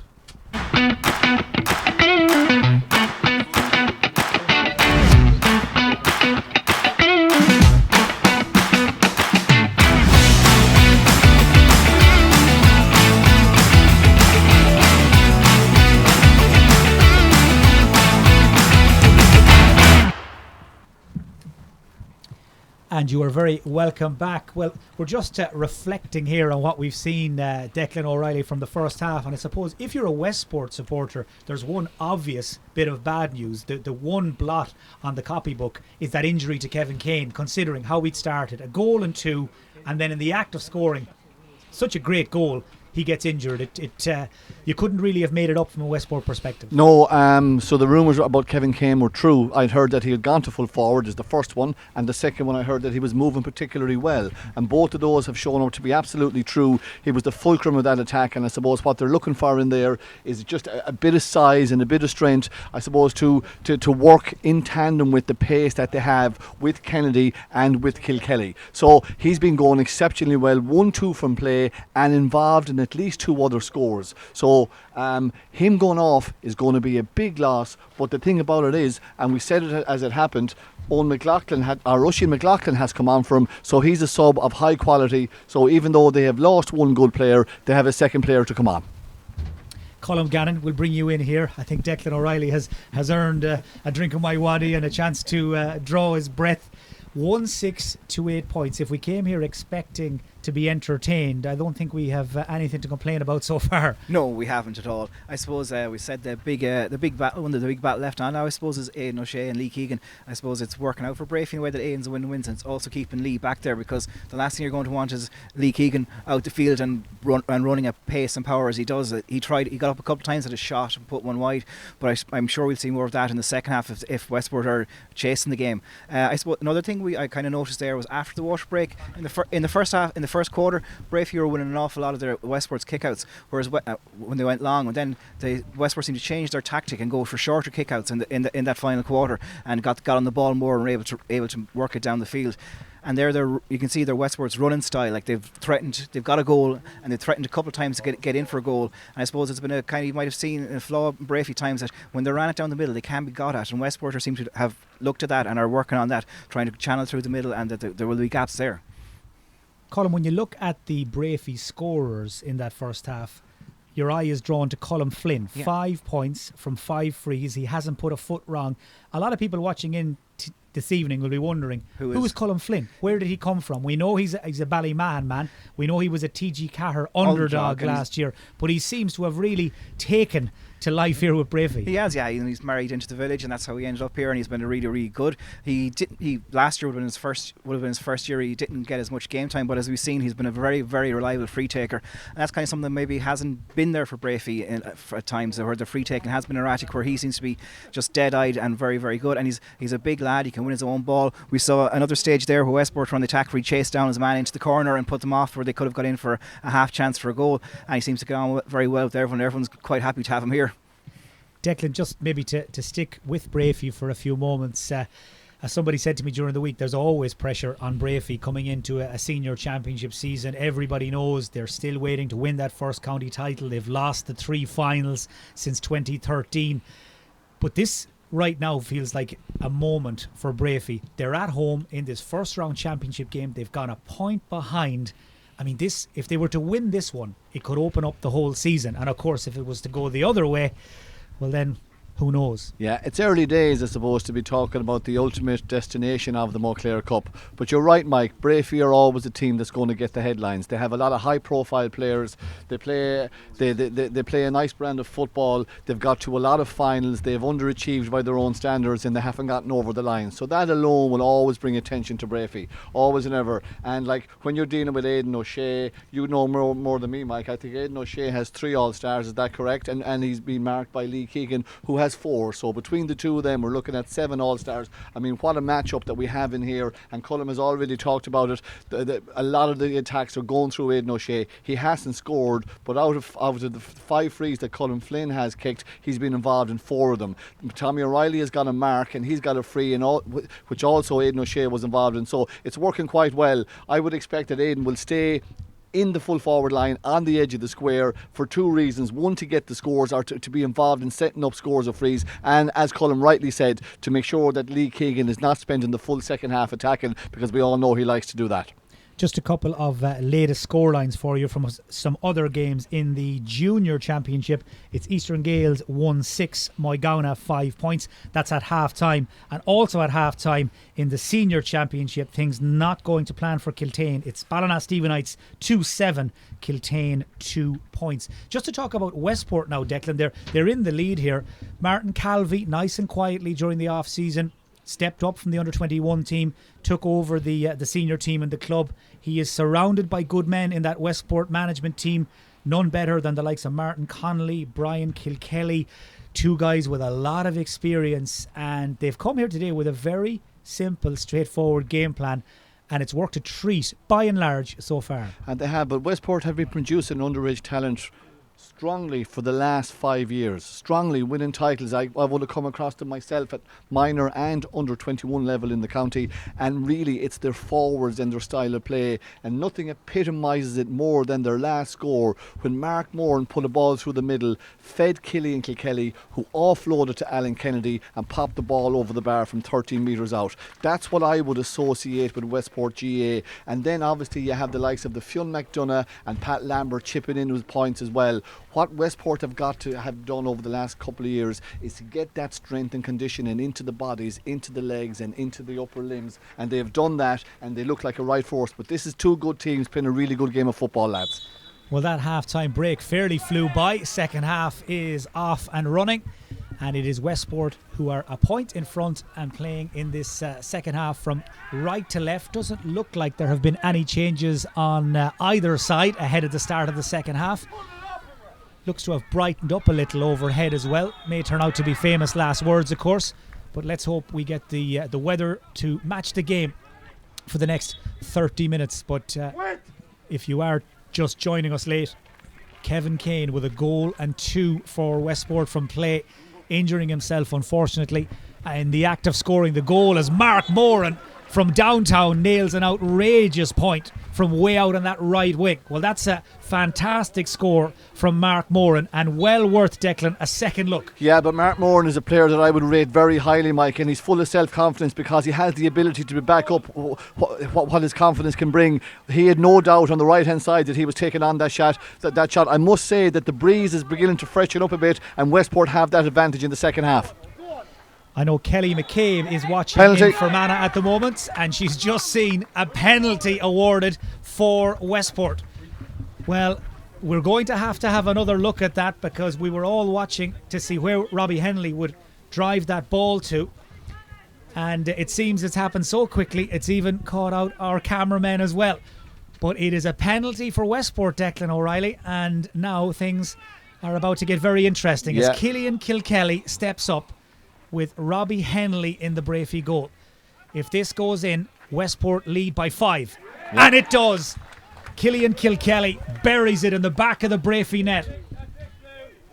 Well, he showed great composure here. Ice cool Cillian Kilkelly sent Robbie Henley the wrong way. And just look at that scoreline now, 2 minutes into the second half, Deck. Yeah, and you talked at half-time about a big test for Breaffy. Here's the test right here, right now. Breaffy are going to have to step up if they're going to have to win this game. But a really ice-cool penalty taken by Cillian Kilkelly. And as they say in this part of the world, where would he leave it? His dad, Brian, of course, who played with Mayo for a few years with great distinction, especially in that 1989 season when Mayo went all the way to the All-Ireland final. As Breaffy try to respond, they're still leaving Aidan O'Shea in there on the edge of the square. Keegan knocks that ball away from the Breaffy full forward, manages to sneak it back as far as Brian O'Malley, and that's a lovely ball out of defence by Keelan Dever to release over on that far side. Oisin McLaughlin, so quick across the ground, glides into the Breaffy half. Lovely ball from Mark Moran to Owen McLaughlin. Now Westport are starting to play. They're in around the back. It's Fionn McDonough. It deserved a score, and it doesn't end up in one for Westport. Cleared away by Matty Ruan. That would have been some score. A move that started in their full back line and finished with Fionn McDonough hitting the post at the other end. A brilliant move. It did deserve a score. It was a let off from Breaffy, but Westport are beginning to open up now. They're beginning to believe in themselves, Mike. 3 minutes into the second half, and now all the pressure is back on Breaffy. They've fallen 5 points behind. Michael Hall into the corner towards Colm Flynn. He's got Keelan Dever for company. Does well to keep it in play, Colm Flynn, and get it under control. Support backfield from Aidan O'Shea, who drifts out the field. Furthest he's been out there for quite some time. This is Conor O'Shea holding off 3 Westport men. Gary Owen McMahon was playing the advantage, now gives the free, and it's now, Declan, that Breaffy are going to need the O'Sheas and all the other big names to step up. Yeah, and Conor did there, and it's the response that we're looking for from Breaffy now, to see what have they got in the tank, what have they got upstairs in the head, and what can they do to squeeze out this result, because at the moment they're trailing by 7 to 8 points, so that's a big enough lead in the context of this game. So a free in to Breaffy, free in for Colm Flynn, and he is now 6 from 6, the dead-eyed Breaffy free taker, and it just keeps them in touch, gets that scoreboard moving again. If the game gets down to tight margins at the end, I was briefly talking to the chairman of Westport before the game, Mike, and he tells me that the one thing that they're looking for in Westport is belief. But belief is not just a word or a slogan you can put up on a wall and say we're okay. You have to earn that belief, and Westport are going to try and do that right here today. Breaking ball in the centre of the field, picked up by Niall McManaman. Robbie Fadden is getting touch tight, and that's something of an understatement. Ball breaks behind them. Ruan crashes in. Tommy O'Reilly finds the ball in his hands and sees it's a free to Breaffy. Robbie Fadden is up and on the move again. That's him tangling once more with Niall McManaman. A little bit of unfinished business, you'd have to say. Free to Westport, and Niall McManaman enjoyed that. Yeah, he did, and he was involved in the first tussle. Came out that he thought he was going to get a free, and he really enjoyed that turnover right in front of the Westport crowd, and he got the biggest share of the day so far. I think we can safely say Westport are up for this, as the ball is sprayed down that right wing, picked up by Paul Lambert in towards the penalty scorer Cillian Kilkelly, but just beyond his reach. And here's Shamie O'Shea, the vastly experienced Breaffy number 6, 10 years of inter-county service with Mayo under his belt. Keith Mulcrone out to this near side to the Breaffy substitute, Colm Kelly, who's come into the match. Kelly under pressure, and that will be a free to Breaffy. Cullen did well to get away with that one. It looked like he was going to be pulled for over carrying, but Gary O'McMahon gave him the benefit of the doubt. Here's Colm Kelly again. He's got Fionn McDonough just moving up menacingly behind him, putting him under pressure. Kelly gets it forward to Tommy O'Reilly, but not quite sure where Paul Lambert came from. Tommy O'Reilly didn't spot him either. And once again, Westport have turned the ball over. Another little psychological victory for the outsiders as Keegan feeds it forward towards Moran, and he's under pressure now from the Breaffy cornerback, Brian McDermott, or Conor Byrne rather. Mark Moran causing a lot of issues for Breaffy. Ball driven inside towards the other Lambert. That's Pat Lambert trying to use his pace here. Linking well. It's another chance of a Westport score, and it's taken on the run, and Westport restore that cushion again. Well, when they use their pace, when they put their foot to the accelerator, Westport, Breaffy are having real problems, and that time it was Alan Kennedy who came through to finish with real style, and it's a 5-point game again. Yeah, it is, and that was a really, really good point from Kennedy, who was showing well inside after good work from Oisin McLaughlin and in particular Pat Lambert. All these fellas are really beginning to show that they have what it takes to be able to play and to operate at senior club championship level. That is now 1 goal and 2 points for Westport in the first 7 minutes of this second half. Aidan O'Shea, as the sun breaks through here in Breaffy, giving this a real feel of a championship Sunday as the sound of the referee's whistle signals a foul on Tommy O'Reilly, a free in to Breaffy, and a chance for them perhaps to engineer a score, or at the very least put a little bit more pressure on that Westport defence. But goals, 2 of them, 1 from Kevin Kane and 1 from Killian Kilkelly. They're the scores at the moment that are making all the difference. They're the difference, and Breaffy may have to get one before this game is out if they hope to come out with a win here. But there's a great tussle here, Mike, between Tommy O'Reilly and Paul Lambert. 2 speedsters, 2 great footballers, and a great tussle. But that's a loose kick from Tommy. It is indeed, and it's across the face of the goal and wide. It was a difficult kick. There's a slight breeze just blowing. It was blowing across Tommy O'Reilly's face there as he struck that ball. Just pushed it beyond that far post. And as you'd imagine, Paddy O'Malley, the Westport goalkeeper, in no particular hurry right now to rush it, to force it. Instead takes his time and drives it right out on top of Mark Moran. Breaks it down to Oisin McLaughlin. Just look at him move. So much pace. Breaffy back off. McLaughlin keeps on going, and Oisin McLaughlin in full flight is a joy to watch. Fine score on the run, and Westport just a little further in front now after that score from Oisin McLaughlin. Yeah, but he's a serious operator. See the pace that he can run at. He's the top of the ground man. A Rolls Royce engine on him. A fantastic score. Ran through the middle. Cut open the Breaffy defence. Westport are really on top in this game now. Breaffy, I have to say, are beginning to hang on a bit. The gap now out to 6 points. It's those 2 clear goals between the teams, and the calls now and the decisions as well starting to go more and more Westport's way as they apply more pressure on Breaffy, more pressure on the ball carriers, and that is a free in simply, I think, because the Breaffy man had nowhere to go. He was just denied any sort of time and space. And this looks very, very straightforward for Alan Kennedy. It does, yeah. And I mean, that was all about the work rate in the endeavour of the forward line as a unit. Kennedy slots the score, and I know that will make very pleasant viewing for everybody watching back in Westport, including Rory Brennan, our former co-commentator. I'm sure if Westport get on a good run in the championship, Rory may be back on the payroll again before too long. But glad to see and hear he's enjoying the coverage from Breaffy this afternoon. Another man watching a lot closer to the action here is Kevin Kane. He's just sitting maybe 10 yards down the sideline from us. His right foot is in a space boot, and that will, I think, prove once and for all Kevin Kane will not feature in this game from here to the end. There he is, the Westport full forward. A goal and 2 before he was injured. 20 minutes to go, and his team 7 points in front.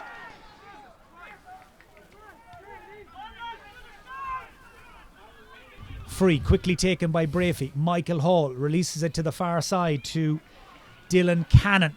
Breaffy in search of perhaps a goal. That fisted effort comes back off the post. Here's Tommy O'Reilly trying to sneak it in and taken off the line by Lee Keegan. Well, Keegan, not for the first time in his career, in the right place at the right time. The clearance is a little loose, but the initial chance is gone. Conor O'Shea to James Minogue. Minogue spins and shoots and scores. Well, they almost got a goal. They have to be content with the point. Yeah, and they'll take the point out of it, Mike, but they'll be disappointed that Tommy didn't get that goal. It looked like it was a real goal chance. He kind of half slipped as he was taking the shot. There was no real power in it. It was a comfortable enough save in the end. Well, here's another look at that goal mouth scramble. Yeah. O'Reilly shot and Keegan to the rescue. Yeah, he kind of slipped. He didn't get enough power in it, but as you rightly said, Lee Keegan in the right place at the right time. What a mark from Fionn McDonough. Fionn McDonough, great take. Pat Lambert, McDonough demands the return, and who wouldn't give it to him? McDonough cuts through. That's a serious and score. This is champagne football from Westport.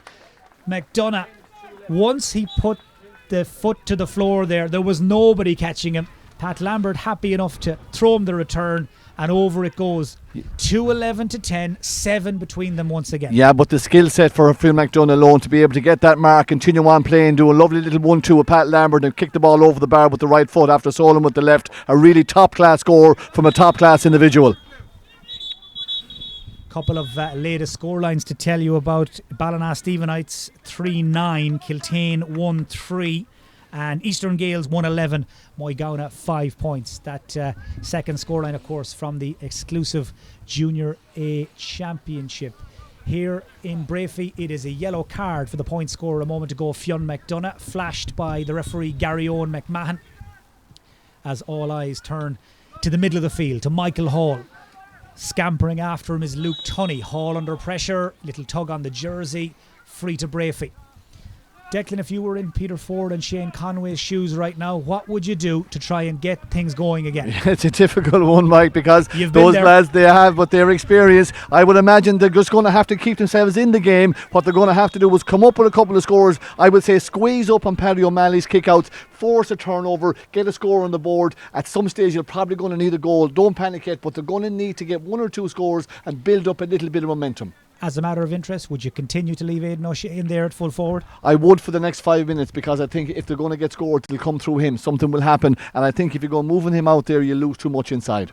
So Tommy O'Reilly with the free. It's pretty much an identical position to where he missed from a few minutes ago. Has he learned from his first mistake?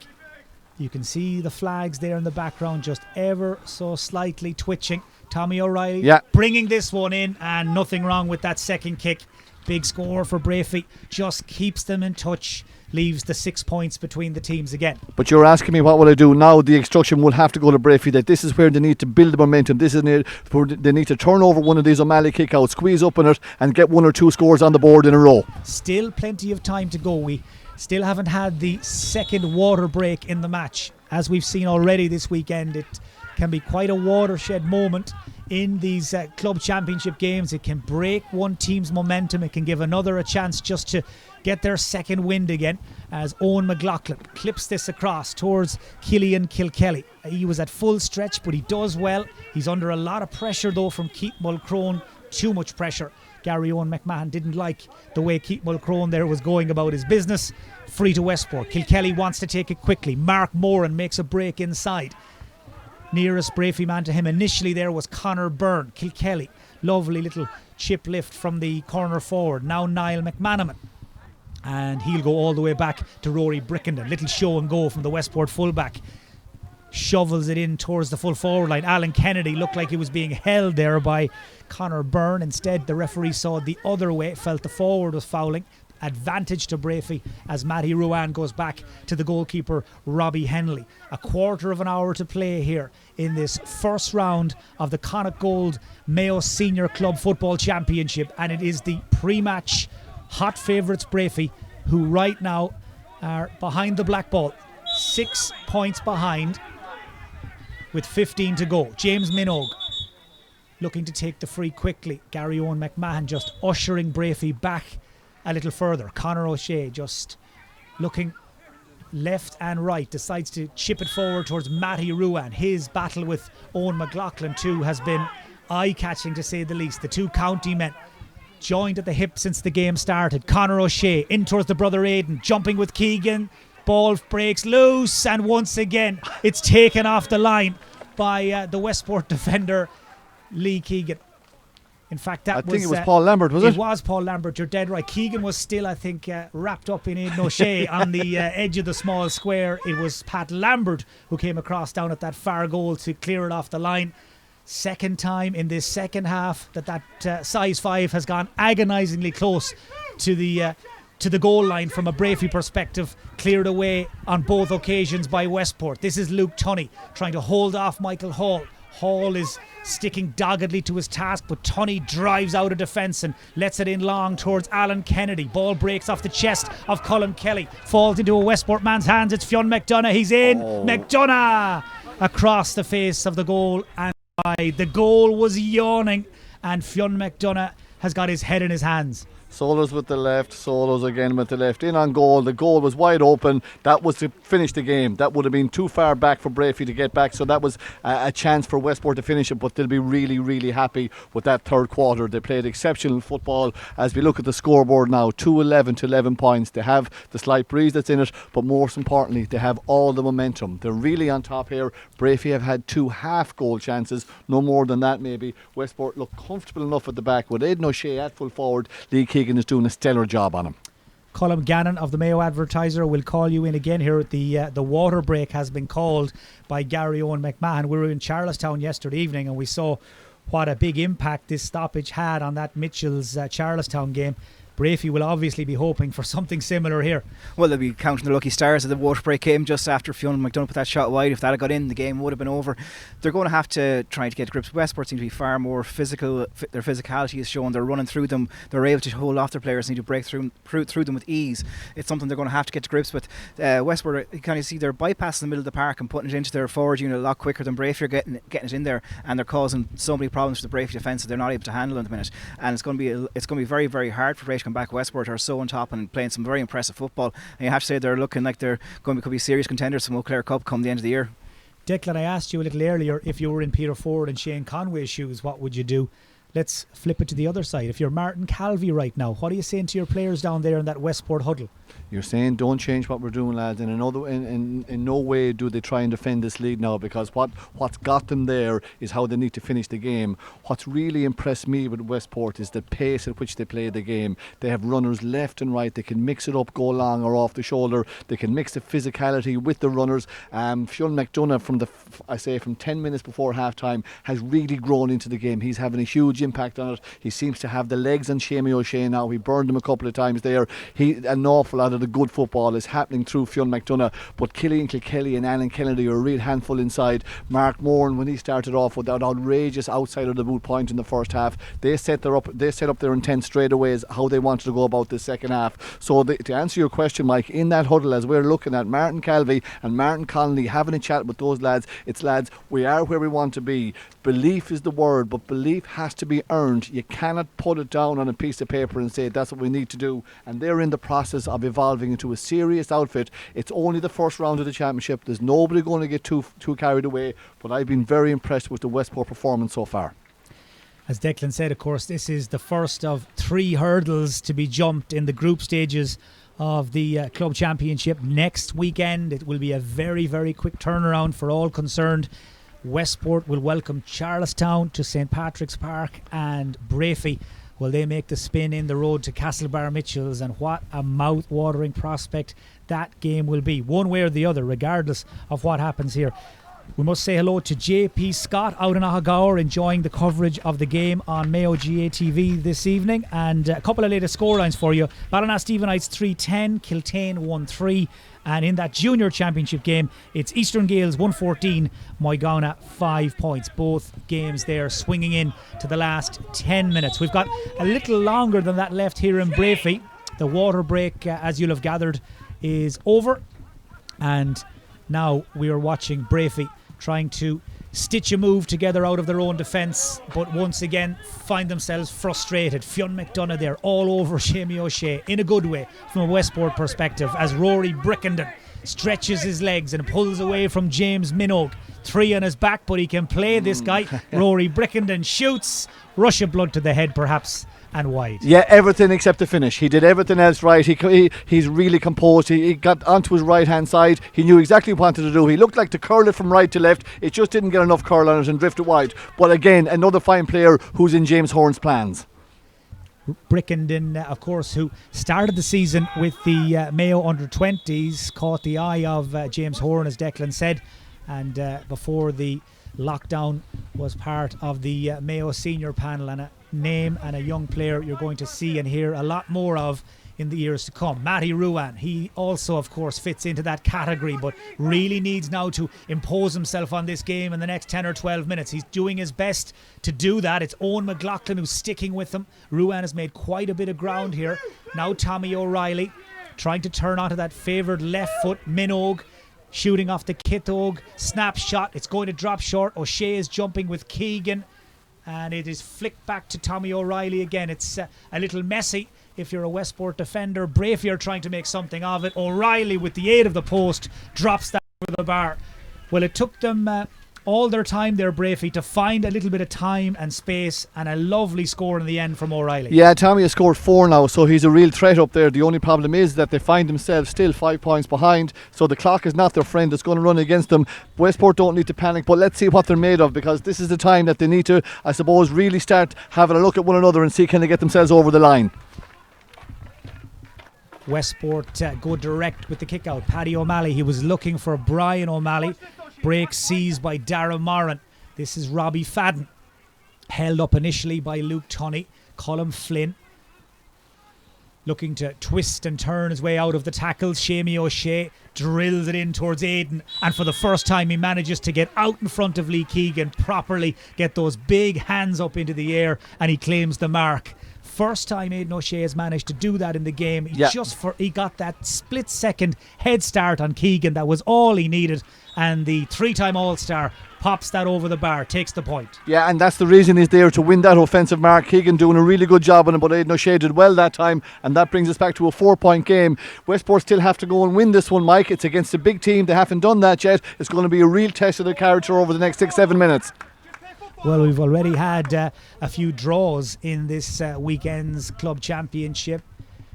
Ballintubber, the county champions, held by Ahamore in Clogher. We had Moy Davits going to Ballindine and leaving with a draw against Davits. Who knows? Maybe, just maybe, we won't be able to separate Breaffy and Westport either. But right now it is advantage Westport. Just less than 10 minutes to go here in the summer sunshine in Breaffy. Gary Owen McMahon has given a free to Westport, and Breaffy don't agree. Kick down the line towards Killian Kilkelly. Here's Oisin McLaughlin. He's made a big impact since he came in off the bench for Kevin Kane. Juggles that ball a little, tries to slip it through a gap. Matty Ruan intercepted the first one, not the second. Quick hands from Fionn McDonough. Alan Kennedy just wouldn't stick for him. Across comes Colm Kelly. Good pressure by Breaffy, and they'll break out of their own defence through Conor O'Shea. Held up by Brian O'Malley. Fouled by the Westport number 8. Conor O'Shea will take the free himself, but not until Gary Owen McMahon is ready. And I think he wants a quick word with Brian O'Malley. 9 minutes to go, and it's almost quietly and without noticing, Declan, the time, the seconds ticking away. But Westport will be disappointed with that attack. It was a bit nervy, a couple of footballs just jangling about. They couldn't get control of it, and Breaffy have come out. Breaffy really on top the last couple of minutes, closed that gap back down to 4. They're going to push everything that they have. Aidan O'Shea is going to get every ball that they can get into him after getting that last offensive mark. Let's see if Westport can live with that now. Aidan O'Shea still stationed at the edge of the square. Lee Keegan still shadowing him, touch tight in there at fullback for Westport as Breaffy tried to pick him out and find him. Shamie O'Shea, nice delivery. Aidan manoeuvres himself out in front. He's been caught by Lee Keegan. He's gone down, and it is a free in. Well, we're going to get a second look at this, I think. It was Shamie O'Shea's ball into Aidan, and the left hand of Lee Keegan seems to have caught him, and Gary Owen McMahon wants a word. Yeah, he caught him with a trailing hand. It didn't look like there was anything intentional. It looked like Aidan O'Shea was already falling. Lee Keegan had the left hand outstretched. He caught him. There's no doubt about it. It's a free kick. No doubt about it whatsoever. It's a kick in by Shamie. Shamie feeds that famous outside, or to the right hand side, out in front of Aidan. Aidan collects the ball in his hand. Looks like he's going to slip here, goes to the ground. Lee Keegan has the hand outstretched. There is contact. It is a free, no doubt about it. Well, good to see Aidan back up on his feet again. No major damage done by the looks of things. Breaffy have got the free. Not quite sure if Lee Keegan was shown a yellow card or not. I think it was just a word in the ear from Gary Owen McMahon. Yellow. Yeah, yellow. I think So it was a yellow. So Lee Keegan on a yellow card now with 7 minutes to go. That's not what That's a good kick from Westport Tommy. would want to hear, as Tommy O'Reilly swings it over, and we're in for a big last 7, 8, maybe even 10 minutes here. As Breaffy inch just a little closer, and now the pressure is starting to turn in Westport's direction. Yeah, Westport looking to bring on a sub here. Brian So- McDermott. In goes Brian McDermott, and like so many of his colleagues, he looks like a man, Dick, that hasn't missed too many gym sessions. No, they're incredible shape, in fairness to them, both teams, and I know you said it in the first half. They're physical specimens. Every single one of them has the strength and conditioning work done. Every single one of them has, and they also have real good pace. So 2-11 for Westport, 14 points for Breaffy. A kick of the ball between them. Possession from the Westport kick out, won by Breaffy. Ball is in the hands here of Colm Kelly. Michael Hall. Breaffy's turn now to spend a lot more time inside the Westport half of the field. Conor O'Shea. So much ball has gone through him. A lot of space in front of Aidan. Dylan Cannon into Tommy O'Reilly. Jinks away from Lambert. Tommy O'Reilly, though, unable to get a clean shot away because, to his credit, Paul Lambert recovered the ground he lost initially. Riley just seemed to lose his footing, and he's scooped that shot. He did, and wide. he snatched at it, but it was good work and good harrying and defensive work, I suppose you could say, from Paul Lambert. But Tommy will be disappointed because he had got inside him. He had thrown the ball left to right. He had sold his shimmy, and he got inside. Disappointed with the result. Well, no doubt those people here in Breaffy lucky enough to make the list of 200. Well, they are getting their money's worth in this first round of the Connacht Gold Mayo Senior Club Football Championship. Ball delivered in long by Stephen McDermott. In towards Aidan O'Shea. Breaks in behind Tommy O'Reilly. Free. Not far outside the parallelogram either, Mike, if we have a quick look at this, but I think a free is the right call. A break from Aidan O'Shea. Comes down, Tommy is first onto it, just close enough to that line. He was going away from goal, and sometimes that can be deceptive. That was not far off being inside, but no major protest from the Breaffy men. Well, you have to say Peter Ford and Shane Conway showing great patience in leaving Aidan O'Shea in there. The temptation, of course, 10 minutes ago, 15 minutes ago, might have been to move him out, put him in the middle of the field. But you made the point, Declan, as long as he's in there, there's a threat. Yeah, and you have to be patient, and that's the key, and you have to believe that something will come of it. And like the last couple of moves, he's been really, really impressive for them, and an awful lot of the good work from Breaffy has come through Aidan O'Shea. But really what's happened here is that Westport have won or lost or conceded 5 of the last 6 kickouts. So the kickouts are hugely important. 5 points now for Tommy O'Reilly. His individual tally climbing the longer this game goes on. 4 minutes left. Ball breaks in behind Fionn McDonough. Westport now just need to spend more time with the ball in their own hands. They have been in defensive mode for the last few minutes. Now Fionn McDonough, you can see him there just urging Brian O'Malley to steady it down, to slow it down, and to hold possession. Rory Brickenden just crossing into the Breaffy half, lets it in long. He's looking for Mark Moran, but the pass was overhit. Out comes Hennelly, and Robbie Hennelly in his own time will move it clear out as far as his number 12, Michael Hall. Hall, who's played so much county football, minor, under 21 and senior, uses the ball sensibly as Breaffy slowly and surely make their way out towards the halfway line. Matty Ruan bounces off the first tackle, drives into the space, takes the return pass again. His teammates flooding forward right and left. Now Shamey O'Shea moving up from the half-back line in towards Aidan O'Shea, who's starting to come more and more into this game now. Just through Lee Keegan off his back there initially. He's released the corner back. It's Conor Byrne. Byrne to Robbie Fadden. Fadden shoots. O'Malley with the save. Off the the angle ground. was very tight. Paddy O'Malley, has he scooped that ball Yeah, off the ground? He free in, has. yeah.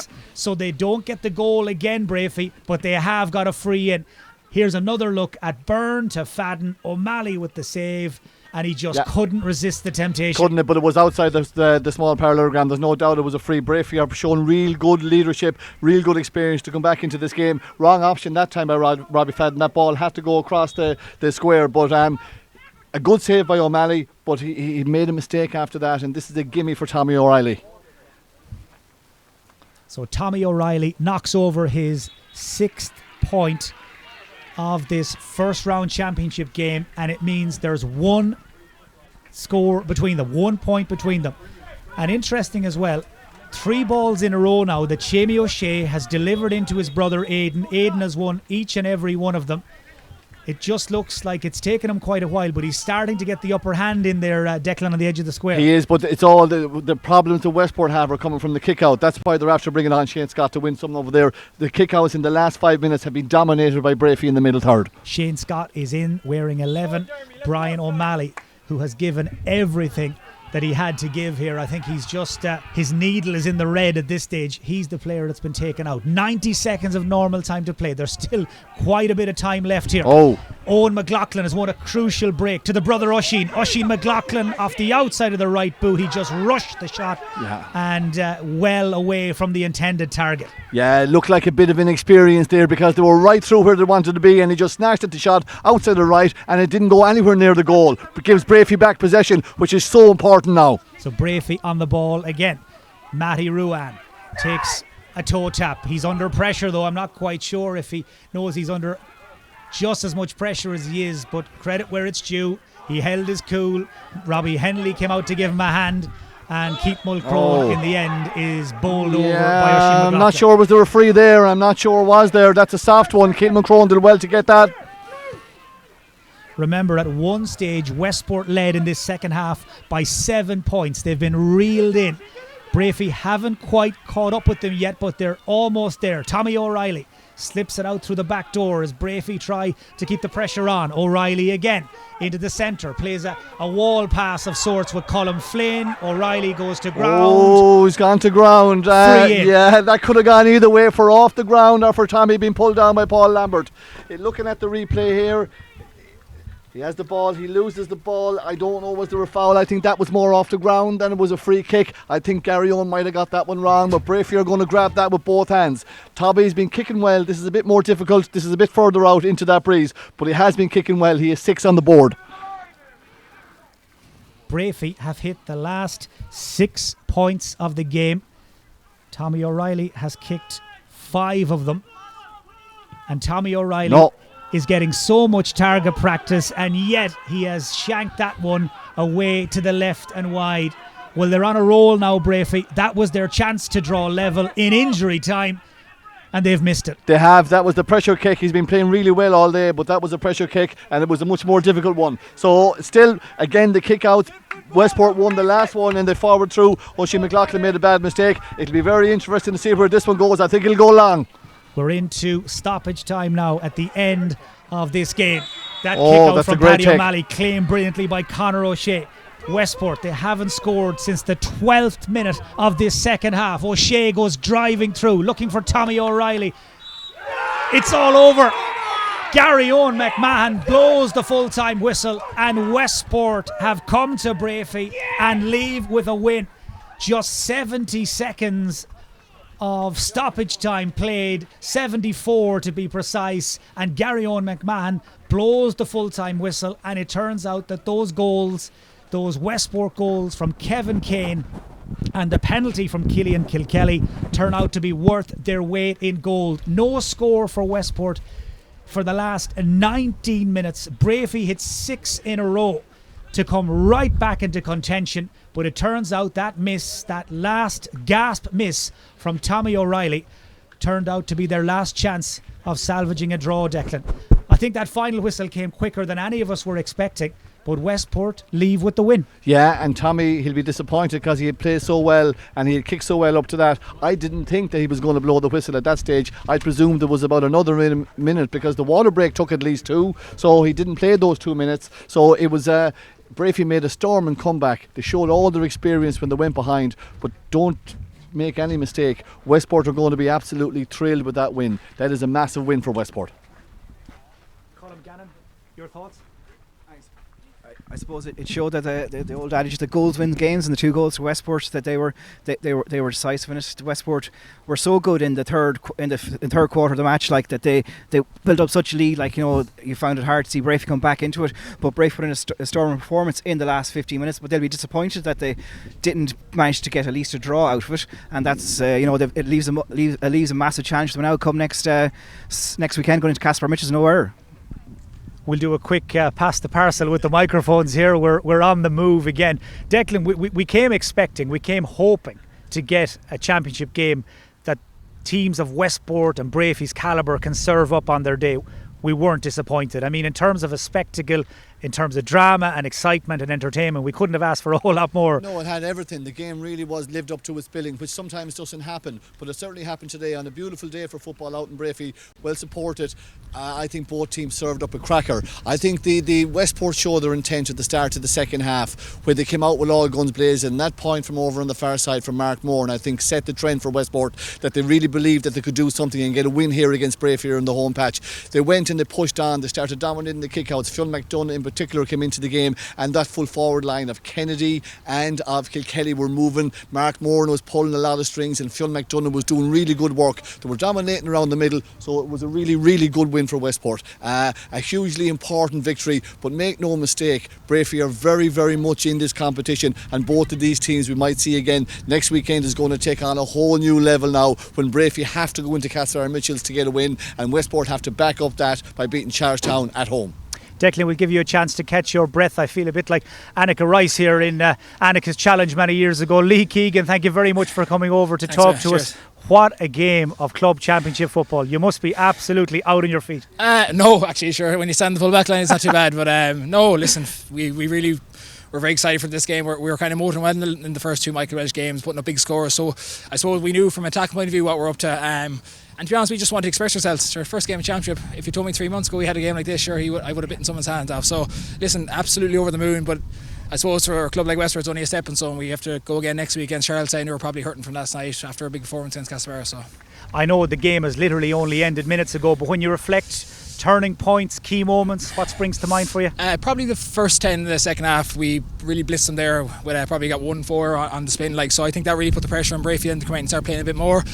The negative is we let them too much back into the game last 10 minutes too. So there's ups and downs, positives, but I suppose to get a scalp like that for us, I suppose we're still hurting from a couple of years ago in the quarterfinals. So to get one up here in Breaffy's backyard really means so much. But probably looking back, we probably could have scored more. Fionn had a goal chance, Ocean had a chance then. So I mean, we won by a point, but it could have gone either way at the same time too. So I have to ask you about your old colleague in the defence. He's gone further afield these days, Kevin Kane. Yeah. He's been recalibrated, redesigned, re-engineered as a full forward. He scores a goal and 2, and then he goes and hurts himself. But what an impact he made in his 15-20 minutes on the field. Yeah, well, I have to mark him, so when I go marking big man it's like for like nearly. So no, listen, he's just come back and a new man, as I said. He's just refreshing. I suppose he's loving playing his football with Westport at the moment, and I suppose what's exciting for myself and Kevin is been probably the elder statesman in the club. Like, we're playing with some of the best young talent in Mayo, and sure, Kevin knows himself. He gets the ball, he knows what he's going to do with it. So I mean, a massive contribution in the 20 minutes. But I suppose the bigger question is how he's going to be for next week. And if he's not available, it's a big loss to us, obviously. But it's another stepping stone for someone else to come in. But yeah, I'm enjoying watching him ping one in the back of the net every so often. But he lets me know about it after every game. That's the problem. So and tell me, everyone knows at this stage it's not Group 4 anymore. It's the Group of Death. Yes. You've got Charlestown coming to Westport next week. They're obviously hurting after losing to Mitchells. They're all big games, to use that great cliche. And now with this win today, though, you've put yourselves in a great position to take that next step to the quarterfinals, of course. Yeah, and again, we know what Charlestown are about. We played them numerous times in Championship, and unfortunately we've come up kind of stuck against them on a lot of occasions. So, I mean, this is, as great as this victory is, it's not worth nothing if we don't come out next week and put another performance in and a victory, because again, you don't want to be leaving down to the last game where we have to come up against Castlebar, a neutral venue as well, and you know the quality of team they have as well. So listen, it is the group of death for a reason, but I suppose when we heard the group we were getting, we were very excited. Sure, why not? This is what club championship's all about. Really exciting games, top quality players in show, and today is just I suppose a taste of what potentially is coming in our group anyway. So listen, we're really looking forward to a big week ahead of us and playing Charlestown and Westport next weekend. So, and just to finish, I know a lot of people with Westport blood in their veins watching over the road at home and watching around the country and around the globe. What's the message for them? Probably stay away, because it's not good for the heart watching this. But no, listen, it's again, I suppose we're talking about potential for years within Westport and the group of players coming through underage, and it probably hasn't materialised in the last couple of years so far. Obviously, intermediate was a great success, but when you get to the senior stepping stone, that's where you need to man up and really take your game to a new level. So just everyone watching, hopefully this can be the start of something for ourselves. But again, there's no point getting carried away with a victory today if we can't back it up. So listen, just hopefully we just get our regrouped after a really tough game. I know there's going to be some sore bodies tomorrow or Monday, Tuesday, so it's just about refocusing, re-energising and getting ready for another absolutely ding-dong game next Saturday in Westport. Lee Keegan, thank you very much for your time. Congratulations, well done. That's Lee Keegan, of course, the former Footballer of the Year. Declan, I know you were hanging there on Lee's every word. Did you like what you heard? Yeah, Lee's a smart man, articulate guy, spoke well. I thought he summed up the game quite well. He referenced the third quarter. He called it the first 10 minutes after the break. Obviously, that's what they talked about. You asked me what was Martin saying at the time at half-time and in the water break, and what we said was that this was the time to push on, and they did that, and they went clear by 6 or 7 points that time, and they did really well, and that was a time when I think they showed what type of football they can play. They're a really exciting team. They bring a blend of experience, of youth, of enthusiasm, and now they're going to bring that belief that Charlie Lambert was talking about, that they can beat one of the so-called top 4 in their own backyard and go and push on from there. I like their style of football. I like the way they move the ball quickly. I like the way they mix up that their youth, their experience, their guile, their physique and their pace. I think they have a lot to offer. It's game 1. That's all it is. It's no more than that. No point in getting too excited about it. Lee Keegan has said exactly the same thing. Very experienced man, been around the scene for a long time, and that's exactly behind me what the Westport management team are going to be saying to their players. They know that they've got 2 points on the board, but they know there are big tests coming. We did the game last night between Castlebar and Charlestown with 59 minutes gone on the clock in that one. There was only a point in it. Charlestown looked like they were going to get an equaliser. Castlebar came down the pitch. Paddy Durkin got a point and Castlebar won by 4. So essentially the point I'm trying to make is there's very little between the teams. Charlestown will give themselves a chance of going to Westport next week, but if Westport can back up that performance next week by what they've done today, then they're going to be a force in the upcoming championship. You mentioned it already, it's only the first game, it's only the first round, and already I've been talking to people involved in games this weekend who still feel though the momentum you get from winning that first game or the knockback you get from losing it, it still hurts or helps depending on what side of the result you were on. And now with just a week turnaround as well, I'm just wondering, where does this leave Breaffy? They're in, well, I was going to say in their dressing room, but they're obviously on their way home now. They're trying to regroup, regather their thoughts. Where does this leave them mentally and physically ahead of that game with Mitchell's next weekend? Something similar that I would experience myself a couple of years ago in 2017 in our third group game. We lost to Ballina in Knockmore, and it was a bit of a sucker punch. It was the first time we'd lost in Mayo in quite a while, and the following weekend, just like this, in a 6 or 7 day turnaround, we had to go to Ballina to beat Knockmore. And on that particular occasion, just like the circle, I remember distinctly Paddy Durkin and a few leaders in that group saying, okay, that's it done, we now regroup and we set this right. And that's what Breaffy are going to do. They know that they have it in the I suppose within their structure, within their game plan. They know they have the players, they know they have the experience. They weren't a million miles away from here. They finished very strong. Tommy O'Reilly, who had a superb game, was very unlucky not to get that last point. If they'd got a draw, we'd be talking about Breaffy. What a comeback. They're live contenders. There's very little between it. The psychological impact of losing won't be as much because they will get back. Right, the 6 day turnaround will help them. They won't have a huge amount of time to dwell on the defeat because they have a huge challenge coming down the tracks at 2:30 in Castlebar next Sunday. We talked about the game of the championship so far, and it lived up to all expectations. But think about this: next Sunday at 2:30 we have Castlebar Mitchells, who won last night, playing Breaffy, who now have to win to stay in the championship. If that doesn't intrigue people that are involved in football, nothing will. Declan, I'll be back to you in a moment to get your selection for man of the match. I can tell you Ballina have beaten Kiltane, and also Eastern Gales have beaten Mayo GAA in the junior championship. Colm Gannon from the Mayo Advertiser, as a Breaffy man, I know you wouldn't have enjoyed that, but as a working journalist, what are your impressions of what we saw today? Well, my impression was that, as we said earlier on, Westport's third quarter was so impressive. Like, Fionn McDonough kind of took the game at a scruff neck. There was one score he got there where he went up, fielded a mark, took a 1-2 and hit a point from well out the park. Like, it was fantastic to see. Westport, I'd say, they have to back it up, but they are live contenders. They have been so good at underage over the last couple of years that they had to try and come through. For Breaffy, it could have, when the water break came, they were so far behind.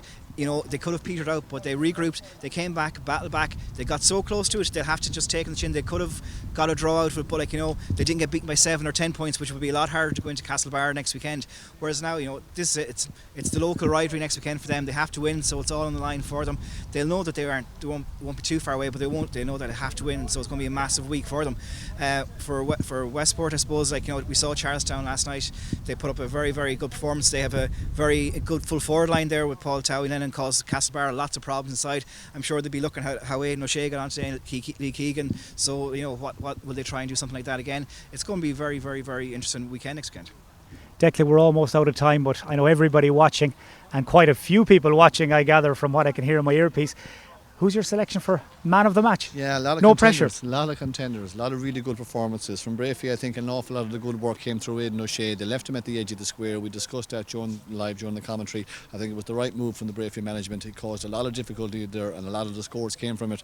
I see that Tommy O'Reilly scored 6, and I see that Colin Flynn also scored 6. A lot of those frees were involved with Aidan O'Shea, but those two lads played particularly well themselves. For Westport, I think Mark Moran, for me, is an outrageous talent. I think he could be anything, to be honest with you. I think he's full of self-confidence. I think his skill set is really good, and I just tried to get it into it, but we ran out of time. Something else happened in the course of the game where I said his skill is really good. He can go left and right and score, but his work rate, he got 2 turnovers in a row in the second half and was really, really important. But when push came to shove, and when they needed leadership, and when they drove on in that third quarter and they looked for people to really drive them, I think we could look no further than Phil McDonough. I think his fetching around the middle of the park, I think his ability to go and find that space, interlink with players, score himself and set up the lads inside, I thought he was a real tour de force, and for me he's my selection of the man of the match. Colm and Declan, thank you very much for your company and your analysis all afternoon long. We're almost out of time. It's quite a surreal sight to see the two teams heading off before they tog in here. Of course, this is all part and parcel of the new government guidelines and public health restrictions. The dressing rooms here in Breaffy out of action today, so Westport will head back, I'm sure, to the Castle Court, to their team sponsors, for a meal and a debrief. Breaffy will do something similar, I'm sure, up the road in Breaffy House Hotel. That's it from us here in Breaffy. We hope you enjoyed our coverage of the Connacht Gold Mayo Senior Club Football Championship. We'll be back very shortly with more action from the competition that everybody's talking about. Breaffy beaten here on their own home ground by Westport, and the group of death blown wide open.